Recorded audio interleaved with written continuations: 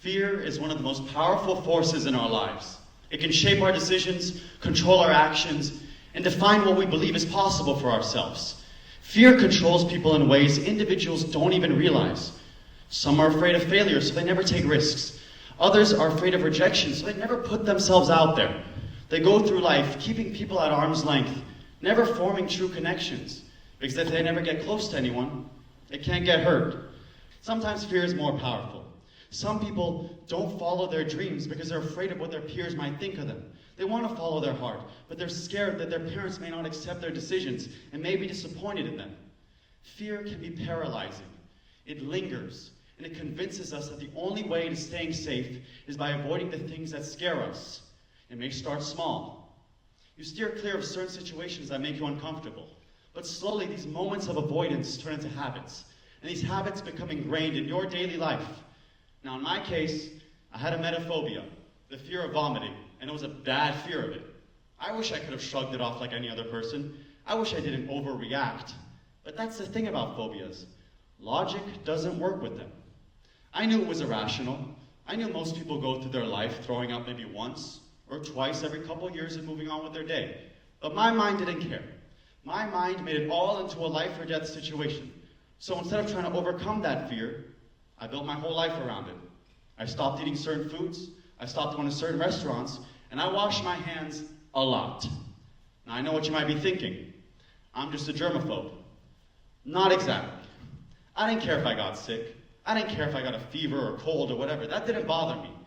It was the fact that one of these illnesses could cause me to throw up. That's what was going on in my mind. I would feel nauseous almost every night. And I would lie awake in bed, unable to sleep, because my mind was racing with what ifs. What if I got sick? What if something bad happened? What if I couldn't stop it? I was in a constant state of anxiety, and I didn't know what to do. I felt helpless. I didn't realize it at the time, but all these thoughts, all these feelings were all in my head, nothing else. My own mind was convincing me that something was actually wrong, even when nothing was wrong. I knew it was irrational, but I didn't know what to do. Now, for a long time, I refused any help. I didn't think I needed it, and I really thought that going to therapy was embarrassing, and I was embarrassed about opening up. I thought, therapy, come on, that's for people with serious problems, like trauma or depression, not for me and this little phobia. That's what I began to tell myself. However, that fear slowly got worse as I didn't open up, and I didn't know what to do. Slowly got worse, but eventually I caved in. I talked to someone, and for the first time in a long time, I didn't feel so alone. I didn't feel so alone. But the idea of going to therapy terrified me. I was scared about opening up. I was scared about sitting in a room with someone I've never seen in my life and discussing my biggest fear. I just couldn't come to terms with the fact that it was time for me to get professional help. Now, going to therapy, going to my first session, was probably one of the hardest things I've ever done. I remember the drive there. I was a nervous wreck. My legs were bouncing, my heart was racing. All these questions were flooding my brain. What if the doctor thought I was crazy? What if I was wasting my time? What if she didn't take me seriously?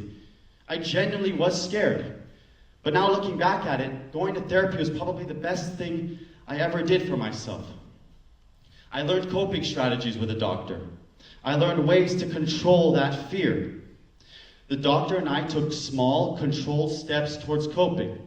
We did a form of imaginative therapy where I would gradually put myself in situations that made me uncomfortable, but in a way that felt imaginable, in a way that felt manageable. I also learned breathing exercises, grounding techniques, in case I ever got anxious or nauseous. I learned that this fear didn't control me. I controlled how I responded to it. But most importantly, I learned that in order to move on, I had to find something that personally resonated with me, something that would help me push through and get over this fear. The doctor told me to think of something I love, something that, no matter what was going on, would always bring me a sense of peace and a sense of joy. That thing was music. Music has always been an important part of my life for as long as I can remember. I've been playing guitar for 11 years now, and I've always surrounded myself with this form of art. But I never imagined that it would help me overcome my fear. Originally, I used it as a distraction, a way to take the focus away from what was going on in my mind. I would put on my headphones and just listen to my favorite songs. Listening to music became a way to escape reality and control my feelings and emotions. It also allowed me to ground myself before that fear intensified. However, it wasn't just listening to music that helped. It was playing it. I remember one night, I was feeling pretty nauseous. I don't remember why, but I wasn't feeling great, and I knew I wasn't sick. So I grabbed my guitar. I sat down, took some deep breaths, and began to play. I wasn't playing anything specific. I wasn't even trying to make it sound good. I just sat down, closed my eyes, and began to improvise. I continued to play and breathe. And slowly these feelings of anxiety and nausea began to drift away. That fear, however, was always there. It just didn't feel like it was taking over. I was choosing to focus on something else, something that made me feel alive instead of trapped. And that's when it clicked. My life didn't revolve around this fear. It never did, and it never will. I told myself that I'm someone with passions, dreams, and a life that's so much more than this little phobia. So that's what I want you all to remember. Fear can be overwhelming, but it doesn't have to define you. It doesn't have to control you. You're the one who needs to take that first step. You're the one who needs to open up about your struggles. You're the one who needs to be willing to face those challenges. No one else can take that step for you. No one else can face your struggles and face your problems. No one else can make that choice to change. You have to do it. And change and overcoming a fear isn't just about fighting against it. It's about finding something that makes that fight worth it. Something that resonates with you deeply. Something that pushes you. Something that, no matter what, always has a special place in your heart. It can be music, like me, an art, a sport, a person, a dream, or a passion. Anything that brings you that sense of joy. When you have that, you have something that pushes you to overcome and move past that fear. On the other side of fear is freedom. The freedom to live fully without any weight and worry weighing you down. So, to anyone out there struggling with a doubt, a worry, a fear, and anxiety, take that first step and talk to someone and open up. You're more than capable of doing so, and when you do, you'll emerge stronger than before. Thank you.